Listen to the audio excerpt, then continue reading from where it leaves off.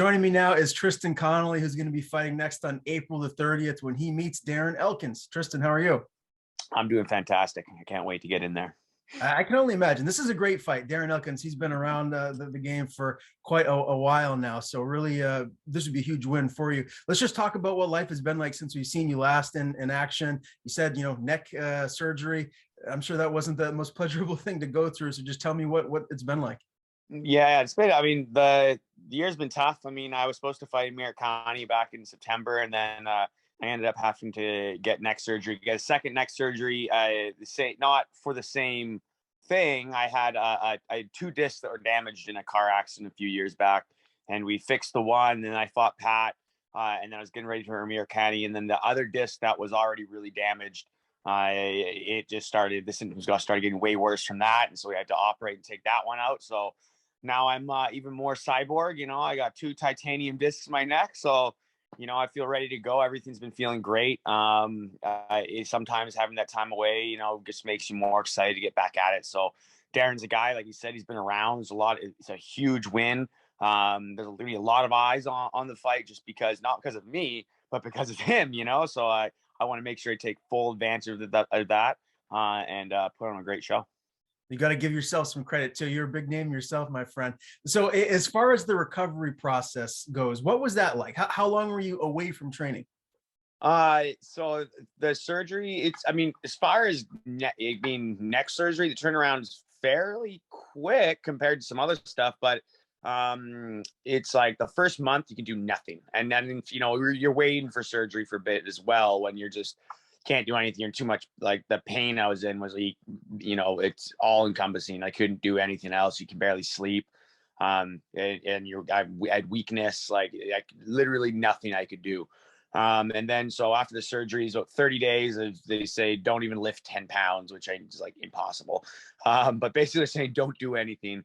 And after about a month, you can start doing impact, like running, lifting weights, doing sort of fitness stuff, and slowly ramping that up. And then at 3 months, I was able to start training.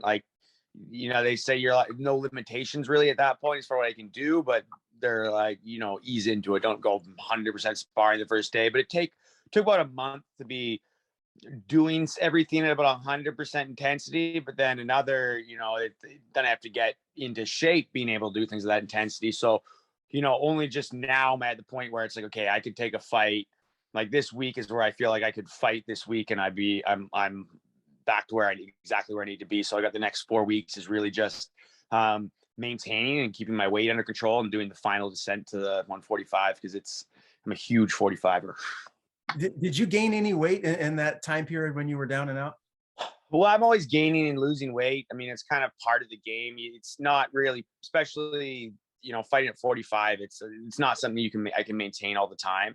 Takes me about a preparation, but I've really gotten in control of my diet the last couple of years, as far as when to, not saying I'm not having cheat meals and spoiling myself, but just making sure that it's I'm doing, I deserve it, when I do it. So I'm not just, I won't have a week where I just go and eat whatever I want. It's like most of the days I've been keeping my diet on point. If I was started getting a little bigger, I would fast and sort of do intermittent fasting for a few days. And so I've managed to kind of keep it around that one. I never really got too much over 175, which is normally I'd be 185 walking around. Before that would just be normal. So now I've been like, okay, I've hit to 175. I got to get back down to 170. And I floated around that range until I got the fight. And now it's just been slowly chipping away to get down to where I need to make 45. I'm glad you mentioned the intermittent fasting, because that's something that I've been trying to implement more and more as the years go by. How long do you fast for? Do you do like a 24-hour thing, or? Yeah, I never really do more than 24 hours. I honestly, I want to do like a 3-day fast. I think reading the benefits, there's a lot of cool stuff with it, but I just haven't had the courage to do it yet. But I'll do up to 24-hour fasts where I'll have my meal one day and then I won't eat till the next day. Or meal or that same time, like I'll eat dinner and then I'll eat dinner the next day. So I'm not really going a whole day, but it's 24 hours between meals. And often, the easiest way for me to have success is I know I'm a nighttime snacker. It's hard for me not to eat at night. So it's easier for me to just not eat during the day. Like I won't eat breakfast. Some days I'll just go to lunch. Sometimes I'll go to dinner. Sometimes I'll go to like right before bed, you know. So it's all different depending on what I'm doing that day, how intense the day is. If I have a really hard workout in the morning, then I might fast and have a hard workout, but then I'll eat after that if I have another workout coming, because I don't want to do 2 back-to-back workouts. The downside of fasting is we know performance drops. You're not gonna, like, having no carbohydrate. Like we know that carbohydrates improve high intensity exercise. There's argument to be whether, you know, being in ketosis and things for more endurance based activities and just overall life, like regular activities, might be fine. There might be more actually brain activity when you're in ketosis, because your brain is burning fats to try and help you be more successful to find food. But when we're talking about athletics and being explosive, sugars are the best energy system. It's a push pull. Like we don't want to, in order to lose weight, we can't be full of sugar, because then our bodies keep using that sugar, and we don't burn it all off in one workout. It takes days to burn it all off. But if we have none, we're gonna risk high risk of injury. We're not gonna get the same training effect because we're not able to push as hard. So another thing that fighters have to deal with is trying to do everything with just, you know, a little bit of money to spend in the food realm. Yeah, I'm not envious as far as that goes. No, but to answer your question, for you, if you want to for losing fat for the regular people, I think fast is one of the best things you can do. It's one of the things that I've had the most success with losing weight the fastest, if you need to. And I say, if you can make it till mid-afternoon every day, like make it to 3:00, and then just not binge eat. The other hard thing is to not binge eat when that time comes, and just set yourself planning your meals and eating smaller portion, good quality food, and wait all day. The weight will fly off. Okay, we'll see where I'm at next time we talk. You got to stick to it, though. That's the real problem. It's every diet works if you can stick to it. I'm dialed in, man. I'm ready to go and get back to where I need to be. As far as, you know, what is next for you, you know, down the line, obviously right now you're just totally dialed in on Darren Elkins, but would a move to lightweight make sense eventually? Is that something that you're thinking about? It's very, very possible. I mean, I've fought most of my career at lightweight, and right now I'm 45. It's a big cut, but I'm able to do it by maintaining my weight outside of camp, and I'm very good at cutting weight. I've done it a lot of times, and I know how to do it and do it well. It just takes being perfect. It really does. Like I can't mess around, especially at this point where I'm about 4 weeks out. I really got to be dialed in. And that's an advantage. So, but I am getting older. We'll see. I'm starting to say in one fight at a time. We'll see how it goes. I very unlikely would ever be able to take a short notice fight at 45. That's the thing. Unless it was like I get to this fight and like a fight was offered maybe 2 weeks later, where even a week later would be hard for me to go from making weight, refueling for the fight. The next weekend it would be hard for me to make 145 again, just because the refueling from that one day takes like 4 days just to kind of get back to a level. So I probably need 2 weeks to go from fight to fight. I would do that, but I wouldn't be able to take a quick fight at 45, like 3 weeks out. I would need at least 8 weeks from being already being in a decent place weight wise. But I would take lightweight fights short notice if the opponent made sense. Right. Yeah. Okay. Well, we'll see what happens here moving forward. I do want to talk about your most recent fight. We got to go all the way back to April of 2021. Sure. Yeah. You lost to Pat Sabatini. What's the takeaway from that one? Man, well, Pat's a very good grappler, man, and he's very smooth. There's, I don't want to take away from the good things that he did, and the fact that there's things I could have done differently that I may have changed the fight, may not have made a difference. But, it was my first fight in a year, and I was so calm. It was almost eerie. I didn't. It wasn't that I was not performing well. It's just I felt like I was sparring in the fight. I didn't really feel like I had that urgency, and I kind of between rounds 2 and 3 sort of realized, okay, I've taken my time too much. I've been too lackadaisical. And part of that was just Pat was not giving me a lot of opportunity to it be explosive and try. And I felt like he's always just kind of we're both being kind of casual grapplers, not casual, but more, we were both just usually being technical, and he was technically moving to the positions you need to. I needed to create more scrambles, more actions. I needed to be less jujitsu-y, which has been a problem in my career. Most of my losses are from just being too jujitsu-y and being on my back. So I've really put an incentive in this camp of just no jujitsu, just getting up. I'm always wrestling. Jujitsu, I don't need to practice jujitsu so much anymore, because when I get put there, I'm already good there. So what I need to do is I need to wrestle until jujitsu is imminent.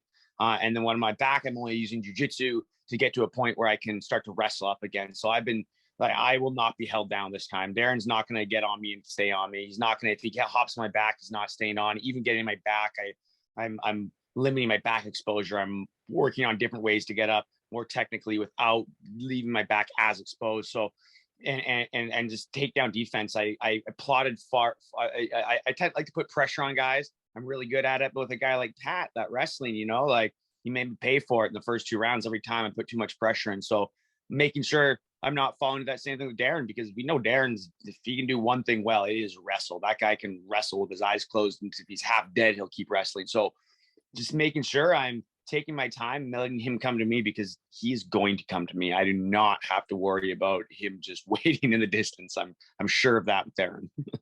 Yeah, very, very well said. As far as that Sabatini fight goes, I think I know the answer to this, but is that a fight you'd like to run back? Potentially one day. Yeah. Right now, I just really, like I say, I want to focus on Darren, but I do think that, after fighting him, I could come with another game plan. I've been watching Pat. He's been doing so well. I want to keep seeing him do well. So if I wouldn't want to fight him again until we were higher up. It would have to mean something at that point, because, we already just fought, I obviously there's things I would like to do better, but I kind of want to see, I like the guy. If we're going to do it, I'd rather see it for a ranked spot or something closer to the top. And then it would make more sense. It would be more exciting at that point. Right now, it's kind of like, let's just both of us keep climbing and get to those higher ranks. Yeah, I love it. That makes sense. This weekend's a big card, UFC 273. Give me your picks there for those main fights. Who do you see winning?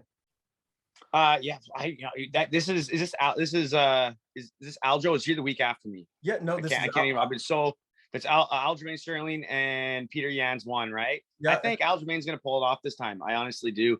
There is things I saw in that fight. I mean, Peter looks astounding, but I think that I saw things where Aljamain could beat him in that fight, but he just implemented them not in the best way. And I think he's going to go back with his coaches in his corners, and they're gonna look at that. And I think there's ways for Aljo to beat him, and I think he's going to come back and improve. I think it's probably an upset now, as people they'd say, but I think he's going to do it. Yeah. And then what's Volkanovski? I keep betting against Volkanovski. I keep coming back wrong, and what an exciting turnaround it'd be if the Korean Zombie won it. In my heart, I want the Korean Zombie to win it, because I've been such a fan of his for so long, and it would be a real Cinderella story for him to win it right now. I think Volk's probably gonna I think it's gonna be a decision. I think Volk's so defensively sound. So that's what I think it is. He's just so hard to implement any offense against. And then with that, he's so comfortable just picking you apart and finding little spots to just chip away. And that's a hard guy to beat, really is. I can also tell you that my boy Jeremy Kennedy fought him, and he said that he was the strongest 145er he had ever felt. He could not believe how strong he was. Like, it was just, he had never felt anything like it at that weight. So, when he says that, because Jeremy is one of the strongest 145ers I have ever felt. So for him to say that, I'm like, okay, there's something that, you're not seeing when you're watching that is to be felt with this guy. And so I think he's going to be a hard guy to really, really beat clearly. Yeah, I don't know if you've seen the pictures of Volkanovski. He used to be like 230 pounds of like. Yeah, huge. And he's not a huge 45er. He's really not. He's an average size 45er, but he's just sturdy. You can just tell those muscles are used to carrying way more weight, right? When you got a guy that used to be bigger and they shrink down, a lot of that strength stays. It's strength is not as clear cut as most people think. It's not, a bigger person is stronger. No. The reason a bigger person is stronger is often just because their muscles have to get used to carrying that heavier weight around. And when a bigger person is harder to fight, not necessarily because they are stronger, because they're heavier. It's like, I can lift 10 pounds however many times, but 15 pounds I can only lift half the number of times. So when you're wrestling, you're pushing these bigger frame people down, your muscles aren't used to carrying that weight. But then when they're lighter, their muscles, they're used to carrying more weight. So they're much more conditioned. That's where these things come from. It's really, people think it's just strength. There's so many more little details in there that make it so. For sure. Gilbert Burns, Chimaev, how's that one play out? Oh yeah, super excited. This one, I think Chimaev is going to pull it off, but I think it's going to be a hard fight for Chimaev. I think Gilbert is like obviously he's Khamzat's fought everyone in the UFC is really good, but we all know there's that upper tier, the upper echelon, and Gilbert Burns is that. He has been tested.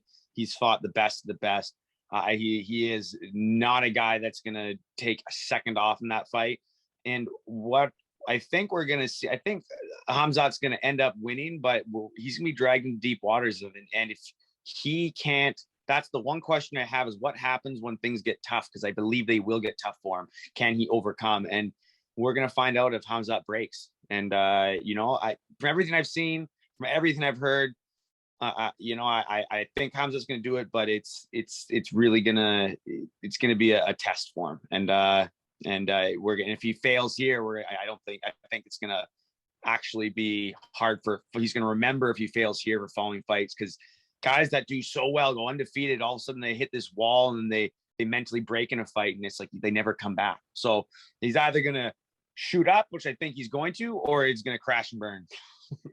You know what's funny is 2 title fights on this card, and that Chimaev Burns fight is the one I'm looking forward to the most. Yeah, it's just going to answer so many questions. And yeah. I mean, and if Burns can pull it, put him away, man, like he puts him right back in the title contention again. And it was, Usman's a difficult puzzle to figure out, and it's not that Burns could maybe beat him some days, and he might, after feeling him, he might come back with a better game plan. So we definitely can't count that guy out, because he is a thoroughbred.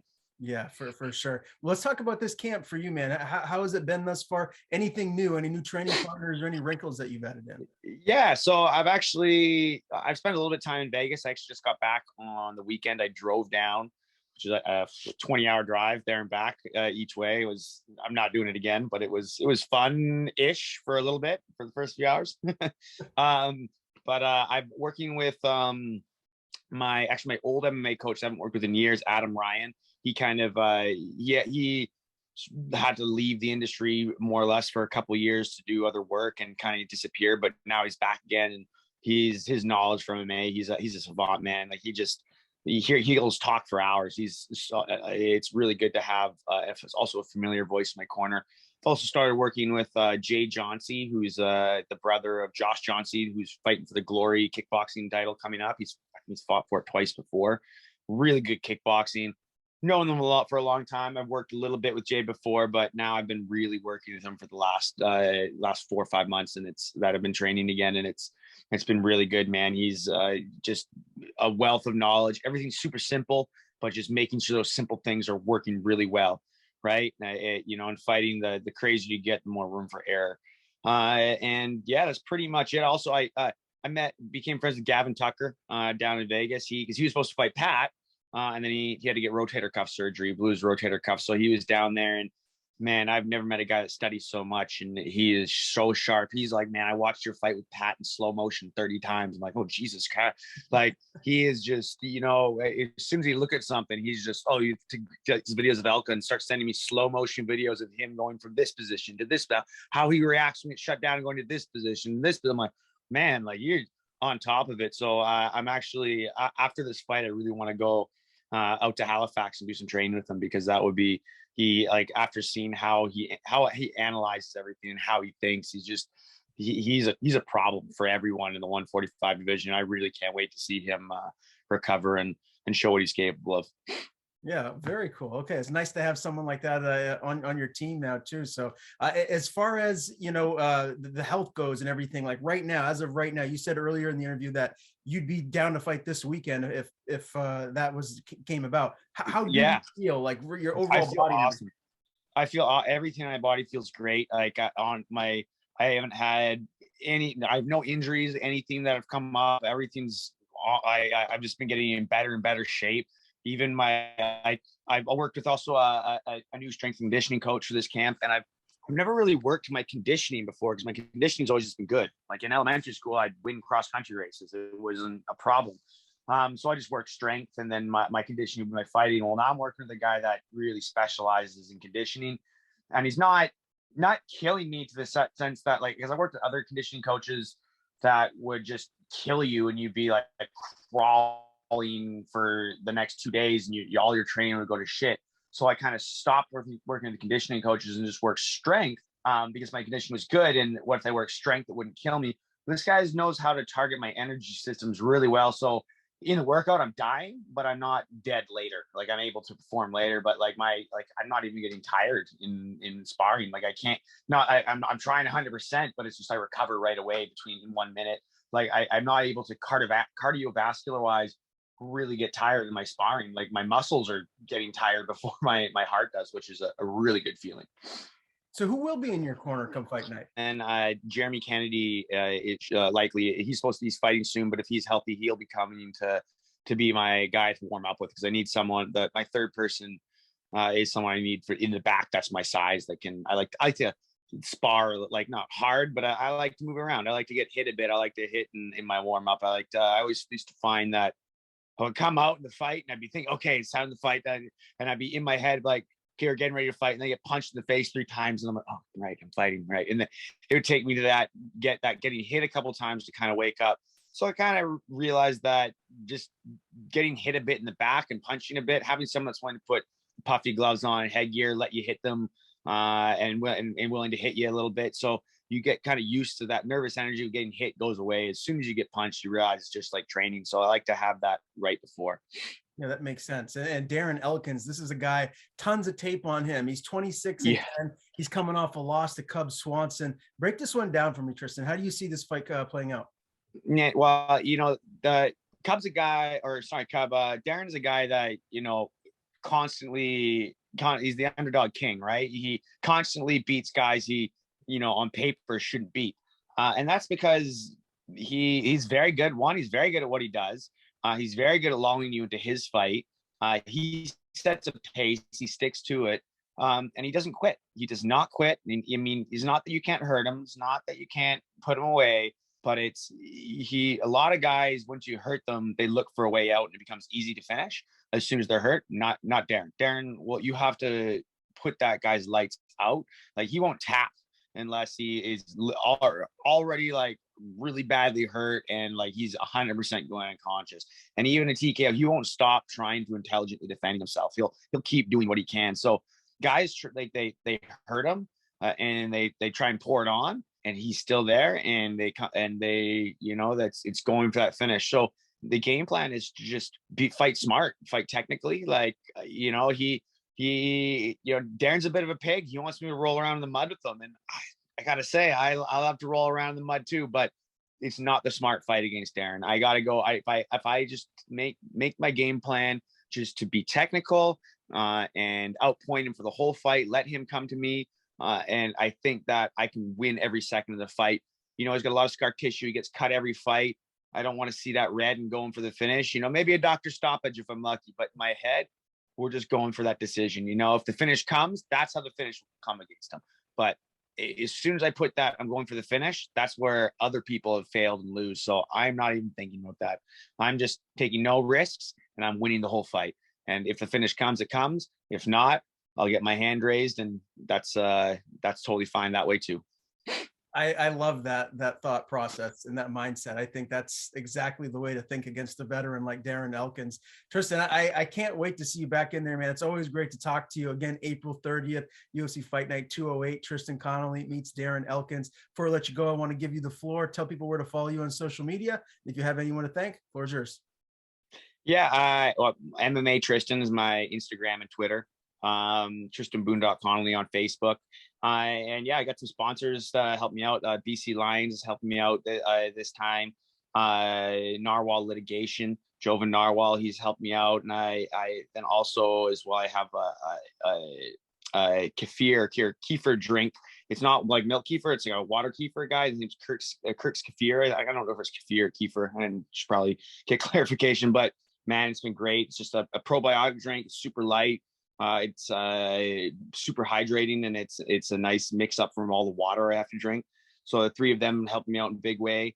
And yeah, there's more sponsors they're coming down the road as well. So pay attention to my social media to make sure you like and thank them for helping me out.